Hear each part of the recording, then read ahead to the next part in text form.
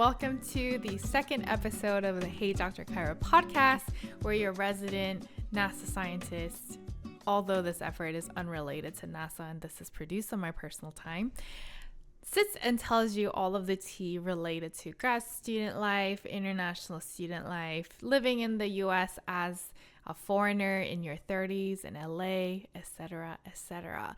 So today we're going to talk about grad school, and I know there's a lot of tips and tricks that I actually do want to share, but today's just going to be story time.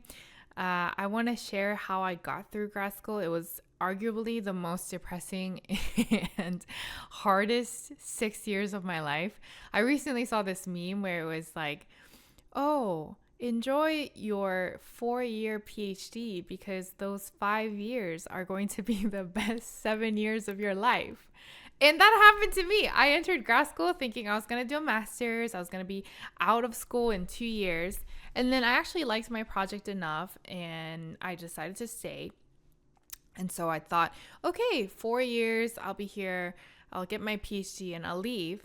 But it ended up taking 6 years. Yes, my PhD took 6 years. It took a very long time. And I did a postdoc for 3 years, which meant I was doing scholarly apprenticeship for about 9 years. That was the entirety of my 20s. So let's get into how I made that excellent but poor decision to go to school. I think if I had never left school ever since I set foot in first grade, meaning probably about 8 years old or something in Korean age. Oh, that's another story. Did you know that Koreans count age differently? This is what, a minute in, I'm already getting tangential about my stories, but I actually want to share this. Okay. A quick word from our sponsors, and the sponsor is me. I produce and write the show, so I can talk about whatever I want.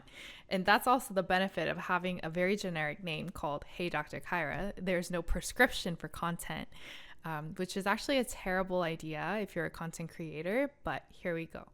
So Korea recently changed this, but we count age differently, or we used to.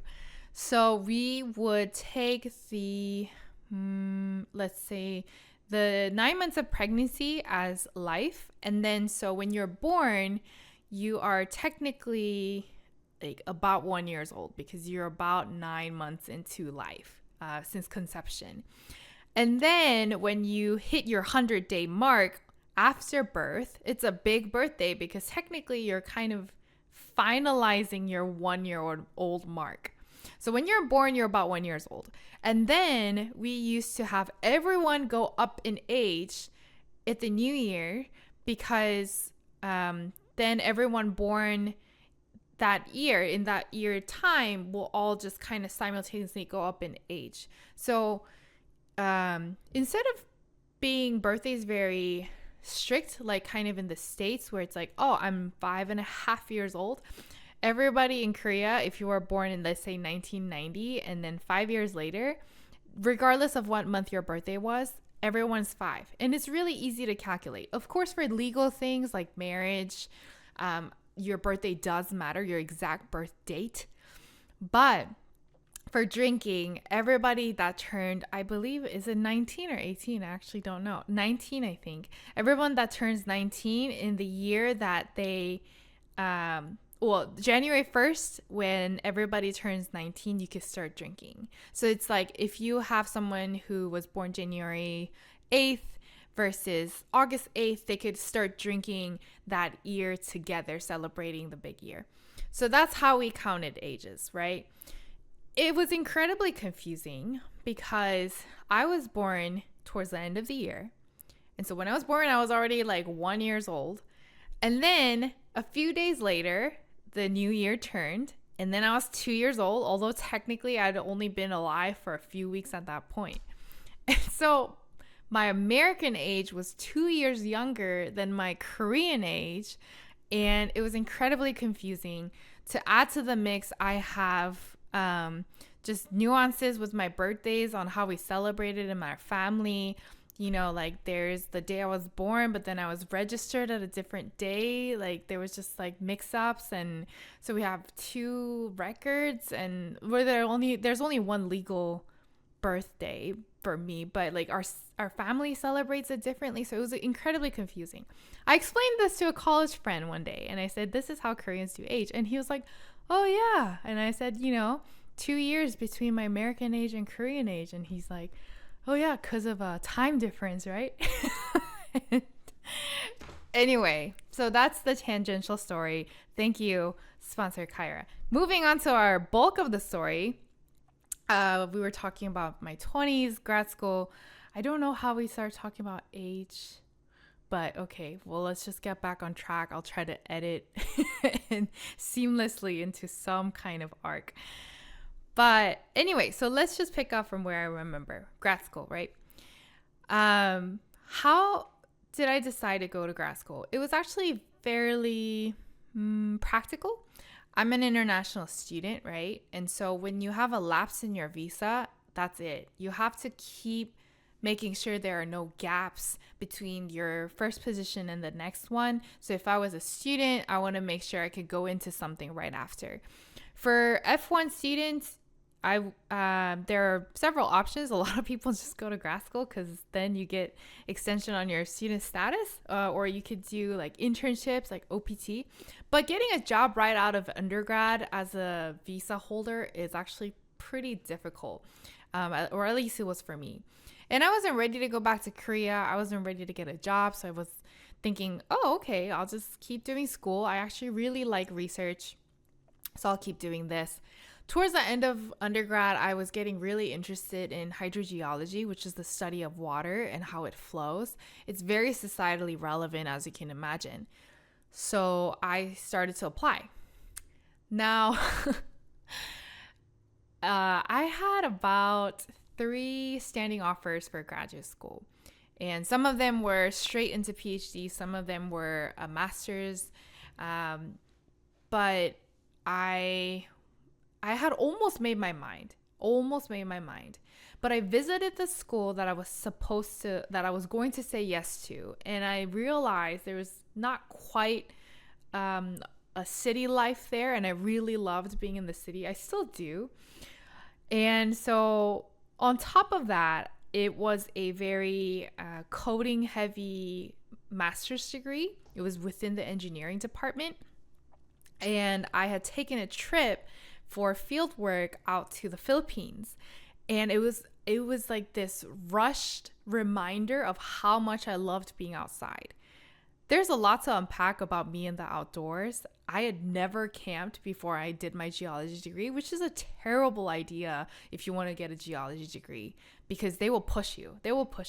I have stories about this later on. Let's put a pin on it, and then we can come back. I could talk forever about that field camp. But anyway, me and the outdoors is a complicated relationship. Sometimes I love it. Mostly I don't enjoy it because it just reminds me of the grind and the grit that I had to have for field camp. But that Philippines trip really reminded me that I love being outside. I'm actually not half bad. I push myself physically. I'm a good hiker. I could carry around things. I love hurling rock hammers and setting my tents on fire. But again, let's put a pin on that. So it made me really weigh the option for graduate school. I didn't really want to go into a computer programming degree. It was a research project related to water, but I didn't quite fall in love with it. I wanted to be outdoors, and I wanted to have a degree where it required me to be outdoors for a component. So I'm heavily weighing these options. The dream school I wanted to go into actually, it didn't work out. The funding fell through. And so I was faced with a couple options that none of them really spoke to my heart at the time. But after the campus visit for this programming heavy school, I was like, okay, maybe that's not where I want to be for 2 years. I kind of want a bigger city. So the irony is then going to the smallest city ever called Lewis, Delaware. And let me tell you how I got there. I love the school program that they offered for University of Delaware. I really liked the research of my advisors, but here's the catch. I hadn't done a campus visit, so I actually had no idea what I was going into. would I have changed my mind had I done a campus visit? Maybe. So maybe it worked out for the better that I didn't go, because choosing Delaware without seeing it, I mean, if I had seen it, I wouldn't have chosen it, which means I would have not been here, because Delaware kind of led me here. So I don't know what would have happened to my life story if I hadn't gone, but it was a shock. I had already accepted the offer and I went and saw it. It was the smallest little town that I'd ever seen. There's two campuses. There's the major, like, what do you call it? Actual main campus in Newark, Delaware. And then there's a satellite campus in Lewis, Delaware. I was supposed to be predominantly in Lewis because I did beach groundwater, beach hydrogeology. When I went and visited that downtown area, I was used to Austin, Texas downtown. Texas, everything's bigger in Texas, but downtown, like Austin, Texas, is dear and near to my heart. It's huge. It's huge. It's blocks on blocks of fun streets. Now, Lewis, Delaware was 2 whole blocks of downtown. And it's called 2nd Street, if I remember correctly. There's like Canal and then there's 2nd Street. That was it. And that's why in some of my really, really, really old social media handles, it's DJ 2 blocks, because I just accepted my fate. But I rushed ahead of myself. So how did I actually decide to go to Delaware? So that was in the backdrop. I didn't really like a lot of the options that I had at the time. Not that I didn't like them, but I was unsure. And I don't know if you believe in signs from God, but this was definitely a sign from God. I was about to say yes to Delaware, but I still wasn't sure because I hadn't seen it, right? And there were still some other open options, so I couldn't really figure out if this was the school for me. And so I prayed to God and I said, I'm about to open YouTube right now.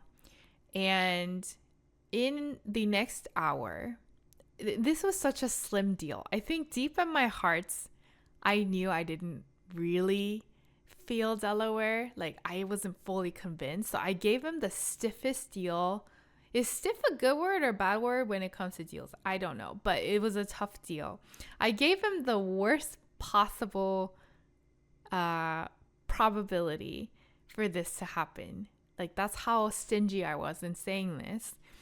But I said, I'm going to open YouTube. I said to myself, I'm going to open YouTube. And in the next hour that I'm on YouTube, if I hear Delaware 3 times, I will go to Delaware. I'll take this as a confirmation sign that I'm supposed to go to Delaware.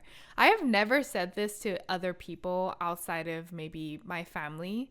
So I want you to know that, yes, there were scholarly reasons why I went to Delaware. And yes, when I tell my story in professional settings, I will stick to those scholarly stories, more like scholarly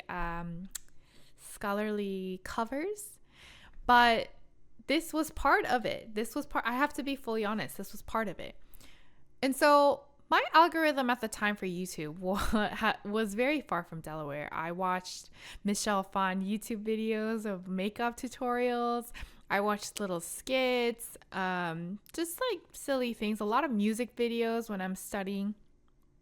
But I kid you not, I opened this video from a guy that I was watching quite frequently. He does little comedy skits and whatnot. I won't name the video because I don't know if I should or am I allowed to. I don't know. But he was doing this thing called 20-something accents. I want to say 21, but actually I'm not even sure what the number was. If you could guess and find what that video is, I'll give you a cookie point. But so he goes through and he does like New York accent, Italian accent, British accent, your typical accent lists, But one thing stuck out, and I hope I'm repeating this correctly because, it was years that I've seen this. So it's a little bit blurry, but I just know that there was Delaware in his video. He says, Delaware accent, which is goofy, right? to my understanding, no Delaware accent. And he says, "Hi, I'm from Delaware." I was like, okay, that's a little strange. That's strange. That's strange. Like, no one talks about Delaware like that. I don't know if he was from there, but no one talks about Delaware. You literally, people tell you, "Oh, I used to drive through it." That's how small it is and how forgettable it is for people. And then it goes on, and then it says like New York gang, New Jersey gang, or something like that. And then it says Delaware gang. And then he says, "Hi, I'm from Delaware." And by this point, I'm a little spooked out. You know what I'm saying? I'm like, whoa, what's going on? Like, you know how people say don't test your God? Or like don't test the universe, or however you want to phrase it. I was like, oh, okay, this is a little strange. Okay, this is a little spooky. And then the video goes on, and I'm like, oh my gosh, it's gonna end. It's about to end. It's only 2 times. I have another hour where I'm gonna purposely see other videos. But I mean, I am not lying when I say this. At the end of the video, he says, I can't remember what he said in the caption. It was either like mute, or I think it was like mute, which, you know, I was like, oh, it's like his sense of humor. And then he signs in American Sign Language. "Hi, I'm from Delaware." So there you have it. Delaware 3 times in the first video that I click after I said to myself, if I hear Delaware 3 times in the next hour on YouTube, I'll go to University of Delaware. And ladies and gentlemen, that is how I chose University of Delaware. Yes. So that, if you want to call it a miracle, a sign, coincidence, chance, delusional behavior, you could call it whatever you want, but I was fully convinced that it was undeniable. It was undeniable. Like, tell me something like that happens to you and you're not going to listen to it. I listened to it. So I went to University of Delaware. So let me then paint the backdrop of, let's paint the backdrop of the rest of the episode. I've already told you a really cool story. Now, although I have unresolved negative feelings about the things that happened during grad school, not necessarily because it was Delaware or it was University of Delaware, just because grad school is really hard and you're in your 20s and you're like raging in your hormones and your personal growth, and you know, these things are just hard in general.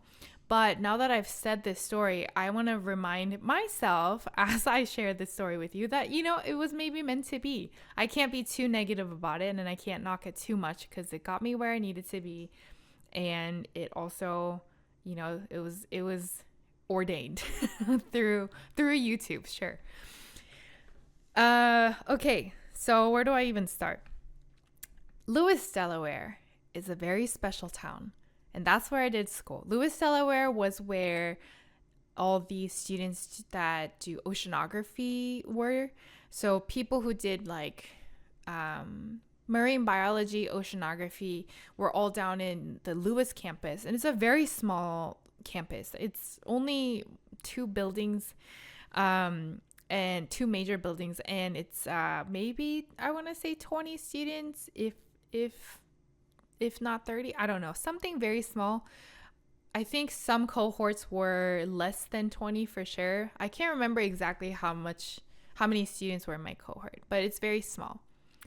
But Lewis, Delaware is not the best town for, okay, let's not do generalizations, shall we? Lewis, Delaware was not the best city for my personal taste. Let's put it that way. I'm trying to be as diplomatic as possible as I tell this story. Lewis is about 2,700 in population within city bounds. And it's a retirement town. It's a retirement beach town for mostly residents of Delmarva, so Delaware, Maryland, Virginia. And because of that, it was... how do I say this in the nicest way possible?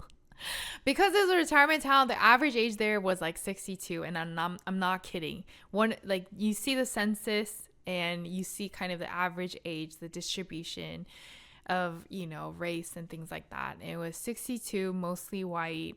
I was the resident Asian living in city proper bounds for the longest time. And I don't say that to knock Delaware or anything like that. And I usually don't mind if I'm the only, Asian or wherever I go. I mean, I am a minority in the US, ethnically. In academia, I'm not a minority, I don't think. But I don't usually mind. But the only thing that was really hard was just like the food. I, I mean, like, I couldn't get like Korean ingredients, or other ingredients for that matter. Like, it was really hard to find things that were like authentic Mexican or Indian or Thai. And I was just kind of spoiled because I lived in Austin, Texas, where all of these things were readily available. You have lots of different cultures, lots of different backgrounds living right next to you, so you're exposed to that. But Delaware, Lewis, it was very quiet. It's very quiet, and it's a beach tourist town. So all around the year, you have your retired folks that are older. They're very sweet, but sometimes, because I was Asian, sometimes I stood out a little bit too much and they would stare. But they were mostly sweet. But 3 months out of the year, when it's summer, all the people like start to come down to enjoy beaches. It's very family friendly. And so it was really hard because like you're trying to just live and do this grad school thing, right? But 3 months out of the year, it's incredibly crowded. Everything gets really expensive, but it's fun because everyone's around. And then the rest of the 9 months, businesses shut down and close, or they're on reduced hours. It's really cold winters, and no one's around. Like, literally no one's around. And you're maybe 20 to 15, 15, 20 graduate students in your 20s that are doing this school thing that is already incredibly intellectually and emotionally challenging. It's not fun. We made our own fun, and I want to share some good stories about it. Like Lewis, Delaware, because of its small town feel, really had this community for all the locals. And so one thing I loved was the farmers market. It had the best farm. I mean, I live in LA now, and LA farmers market culture is pretty big, but it doesn't come as close as to what I've seen in Lewis, Delaware. Not that it's huge, but it's just nice. Like everything, all the produce feel really good. They look fresh. They taste amazing. The local meats, butchers and like the meats and the farms, they were also really amazing. And everybody knows you, like if you go to the bread stand every week for a few years, and especially during off season, people know you, and people knew my name, and I had my favorite bartenders, and I had my favorite produce stands, and they knew me by name, and that was kind of nice. Because there's no fun for 9 months out of the year, you kind of make your own fun. So the grad students really band together. The downside is that you're working together, living together in the subsidized housing complex, and having fun together with maybe 10, 15, 20 people. So it gets a little claustrophobic. Also, it's incredibly hard to date because it's a small pool. But we made our own fun and we banded together. We had this game called Slosh Ball that actually one of my friends introduced to the group, but it's kickball that you play with beer. And we would, I think it was like first base, you pick up a beer and your points don't count even if you come back to home base if you haven't finished your beer. So people will be like chilling in the second base or third base and kind of chugging their beer as they run back, at an opportune time. But that was really fun. We had fires outside a lot. You know, we would do bonfires in the middle of the housing complex. It's just like a little circle of homes. It's nice because whenever we do dinners or parties, we just walk over, you know, across the street to somebody's house. We had parties that were traditional too. So like pig roast every summer. We roast the whole pig overnight and invite like all of the faculty and their family and, you know, friends around the area to you know, participate in this pig roast. We would usually rent a giant inflatable house, like, you know, those big bouncy houses, and then do slip and slide in the lawn. So that was really, really fun. We had Mustachio Bashio, which is a February party that I think it's Tom Selleck's birthday. And being foreign national, I was like, who's Tom Selleck? But it was fun, like where everybody grows a mustache and the girls would sometimes like draw something on or have something on their finger, and and we vote on the best mustache. So we definitely had our share of fun. One thing I'm incredibly proud of was that I hosted these things called Korean nights. So I already told you that it was incredibly hard to get Korean food. In Austin, I never really craved Korean food like that because I think it was just around me. And I was going home, you know, once a year and get my fill of like broth because I love like Korean broths. So like 국물, I'm like just addicted to 국물. But when I moved to Delaware, like just like the regular ingredients that I could find at any other grocery store in Austin, like those options were gone, and I started to crave it so much more. And the winters were rougher. Like all I wanted was just like a nice bowl of like Korean soup, but I couldn't get that.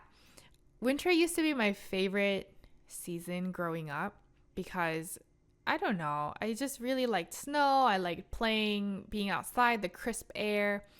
And then I realized when I got to Delaware, I liked it because I was a child and I didn't need to pay for my own heat, and I didn't need to plow the driveway, and I didn't need to buy like winter coats or winter shoes. Like my parents picked them out for me as a kid, right? But I had forgotten that winters are rough. Like it's really rough, especially if there's a lot of snow and not a lot of civil infrastructure to help you plow and keep the roads clean. Like it gets pretty bleak. And so this craving for Korean food just grew and grew and grew. And one day I was like, I'm just gonna cook a bunch of food and invite some people. And I invited, you know, all of the grad students, and if they had friends nearby, it was during summer, so if they had friends visiting, like everybody was invited. I ended up having like 30 people in my house, which is like pretty much the entirety of the community. I drove all the way out to New Jersey to get ingredients and to get some Korean liquor, like soju and makgeolli, which is rice wine. So I got like soju, I got makgeolli, I got like different cuts of beef, and I marinated it and made bulgogi. I also did, I think I did bibimbap maybe. So I did like just big batch meals for 30 people. And they all came over. We started around, I want to say like 11 a.m. or maybe like lunchtime. People didn't leave my house until 2-3 a.m. Like I taught them some really simple Korean drinking games. Now, I didn't do college in Korea, so I also don't know, but I like Googled it, and I know some games from when I was growing up. So I introduced that to the friends, and we had a blast. And then a year later, I was like, you know what? That was actually kind of fun. I'm gonna do it again. And it was like kind of called my half birthday party. My birthday's in the middle of winter. No one's around. Everyone's like home for the holidays. So I got sick and tired of waiting around for people to like celebrate me.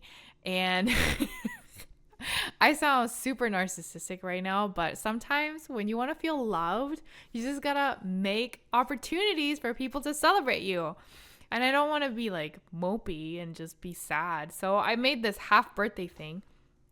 And I repeated that the next year.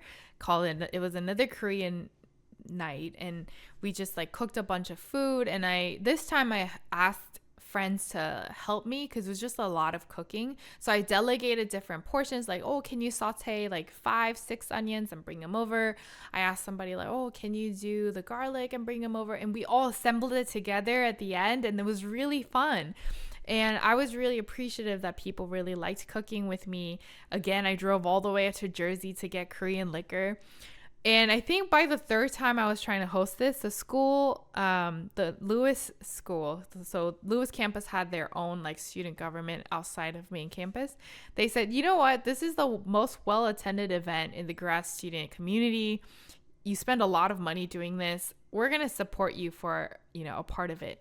So that was probably the only event that was run by students that had like alcohol that was subsidized.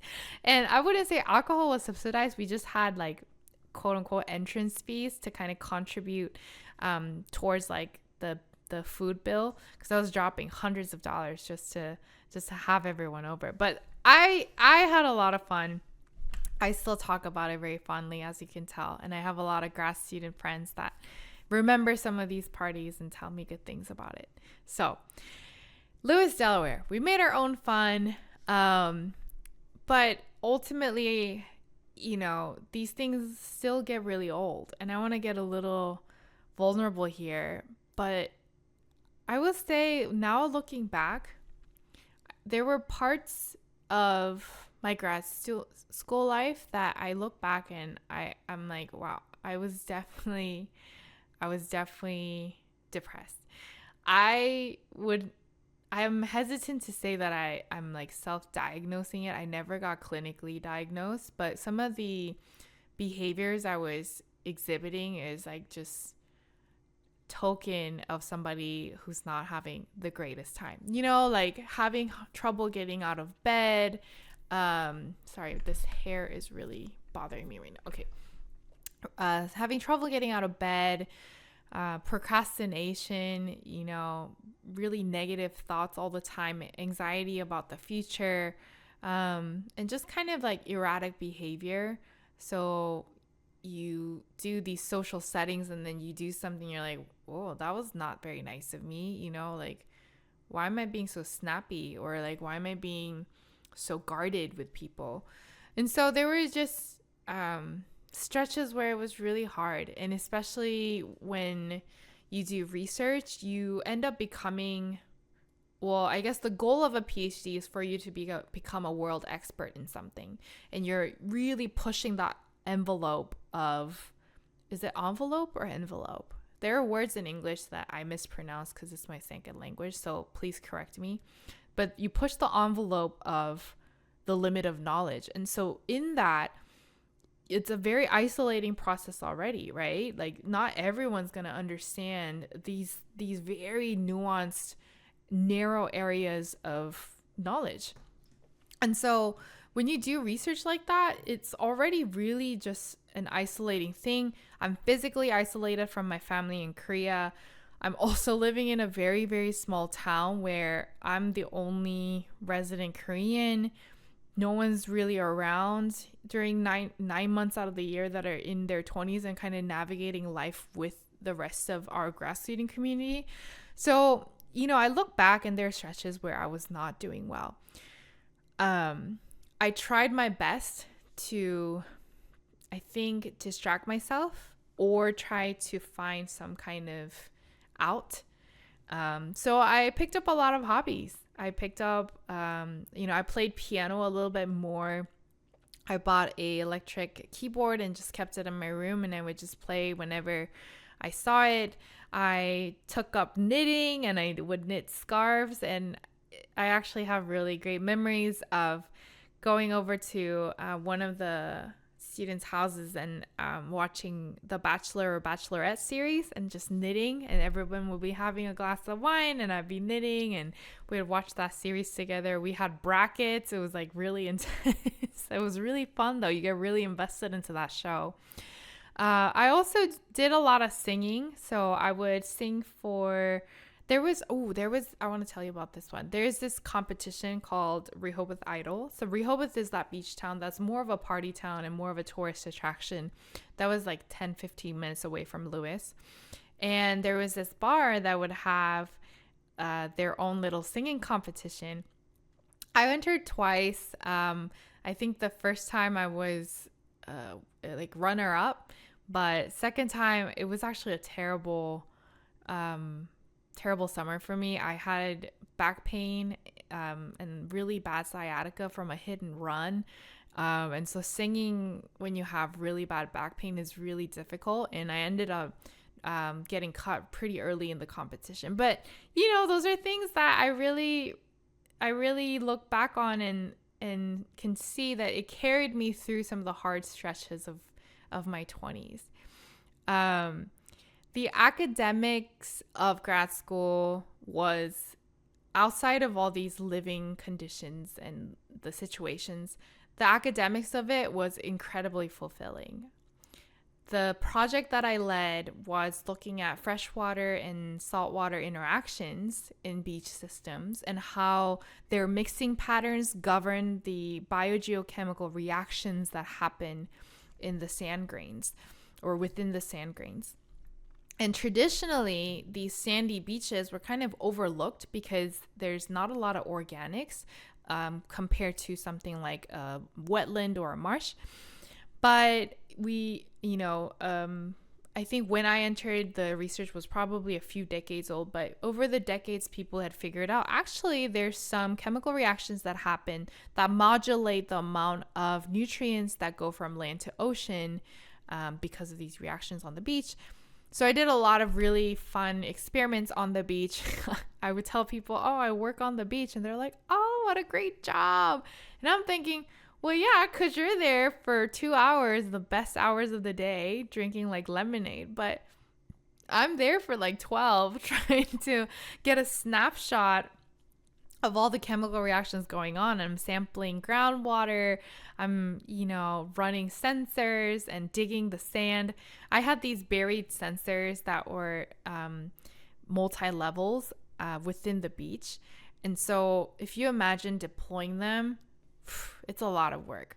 It's like these 10 feet PVC pipes, and I have these tubes running up and down, and there's different levels where they end. So when I put them in the ground, I can suck up water from different levels. And so if you have many of them in a transect, you get a cross section, like a really nice snapshot.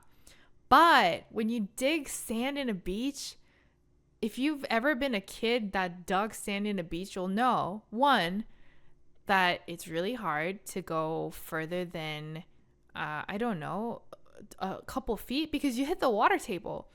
And two, there's no two. I don't know why I started a list. But anyway, so what you end up having to do is having to fight the water as it's collapsing on itself. And so what we devised was this tube. And so it acts like a casing. We get this PVC pipe that's really big. We start pushing it in. Someone's digging out the sand and augering it out. It's called an auger. It's like little torpedo looking shovels. And you have to go down to like 10 feet. And that's just one sampler. And I had probably 7 of them in a transect. And people would routinely pull them out. They would think it's beach trash, and we would bury them and hide them as much as we can. But sometimes, a storm comes in, takes out all the sand, or, the topography changes and some of the tubes are sticking out. And actually, the local newspaper wrote an article about it and said, what are these mysterious plastic octopuses in the beach? Okay, I know I have a lot of side notes. I talk a lot, but just bear with me. It's not octopi, it's octopuses. I know it sounds silly because you think it's octopi, but my PhD advisor told me this. It's like it has to do with whether the word is like Greek origin or not. And according to its semantic origin, it should be octopuses, not octopi. And I remember because he corrected me in my response to that article when I said, actually, this is not beach trash. This is for my PhD research. And please leave them where you find them or call me and I'll come do maintenance. So there was a lot of field work involved. So academically, I got to do a lot of really cool things. just a quick plug, if you're interested in some of the details of the research, you could go to my website, heydrkyra.com, and you can read all about it. I just made the website, so I'm really excited. And another byproduct of my PhD that was really beneficial for me was that it really got me to fall in love with the gym. I had mentioned in a previous episode that because of my zodiac, the white horse zodiac, and the superstitions associated with it, I was actually discouraged from doing anything strenuous. Running around and doing anything that was remotely athletic was actually really discouraged. For most girls, I would say growing up in the 90s, there was still this very strict definition of what it meant to be feminine, and you had to be kind of like petite and flowy and always pleasant and never break a sweat kind of a thing. Those things are rapidly changing now, obviously. You saw the Netflix show from Korea, like Physical 100. There are really, really buff, fit girls there. But when I was growing up, it was generally just not encouraged. So I had never really been in sports growing up. I did some swim team, but that was it. I arrive in grad school. I start doing this field work stuff. Well, let's back up. So in undergrad, when I had to do all this camping stuff, I was really amazed at how these U.S. girls were just handling it. They were so athletic.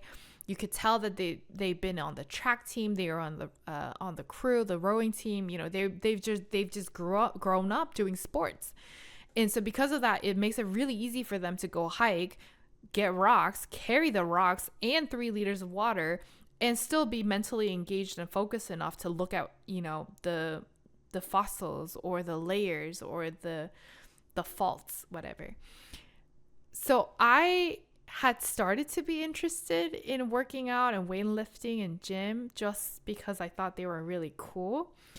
But when I arrived in grad school and I had to do this field work, now it was out of necessity. There was equipment that I couldn't lift, that I had to lift to get samples. And when you're sitting on the beach for several hours getting these water samples for your project, that's a lot of weight that you have to carry off the beach after you're done. And so I was actually shocked my first field season because I was performing so poorly just by my physical design. And so I had to get a personal trainer. I talked with my mom. I said, Mom, I'm really struggling to actually carry out my duties. I think I should train. And so we talked it over, and she was like, you know what? I'm going to help you in this process, although I'm far away. Like, let's get you a personal trainer. So I got a personal trainer. I trained for about a year with a trainer. And during that time, I actually really fell in love with the routine. I mean, you could argue that there was nothing else to do outside of the gym because I lived in Lewis, Delaware. It's partially true. But even after that, I really started to love just being in the gym and seeing my own progress. It was the first time I'd really worked with weights. And I kept up, although the trainer contract was done, I kept up that habit for a while. I've fallen in and out of it since then. I had a pretty bad car accident, the one I mentioned before. And since then, it's been kind of hard to go consistently. Just life gets in the way. I was using the accident as a crutch for a while, and now I can't, but that in and out pattern is still stuck, unfortunately. But that was really a saving grace for me, just for my mental health. Going to the gym and pushing myself physically would really strengthen my mental fortitude to push through some of these hard stretches that I mentioned before. So I think that's pretty much what I want to say and share on this episode.